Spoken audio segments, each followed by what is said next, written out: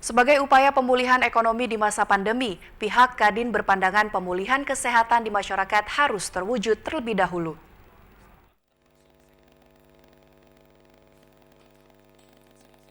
Pandemi COVID-19 telah memberi dampak pada sektor ekonomi sebagian besar masyarakat, termasuk pelaku UMKM di Sumatera Selatan.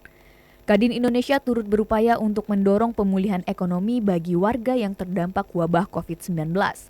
Upaya pemulihan ekonomi itu dilakukan melalui diskusi bersama anggotanya saat kegiatan buka bersama yang dihadiri calon Ketua Umum Kadin Pusat periode 2021-2026 Arsyad Rashid. Arsyad mengemukakan faktor kesehatan perlu diperhatikan agar perekonomian di tengah pandemi dapat pulih. Kadin saya bicara sebagai moto Kadin, yaitu Kadin yang inklusif dan kolaboratif. Yang dimana saya menyiapkan 4 pilar. Pilar pertama adalah kesehatan.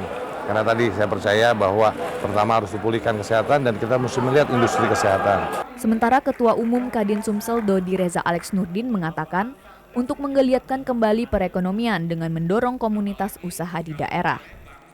Saya mengambil kebijakan dalam 3 tahun terakhir ini, yaitu bagaimana supaya harga karet dan kelapa sawit nggak jatuh. Jadi salah satunya adalah dengan mengaktifkan pasar lelang, kemudian hilirisasi seperti aspal karet, dan peremajaan sawit rakyat.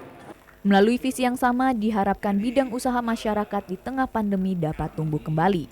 Afifah Sari, TVRI Sumsel melaporkan.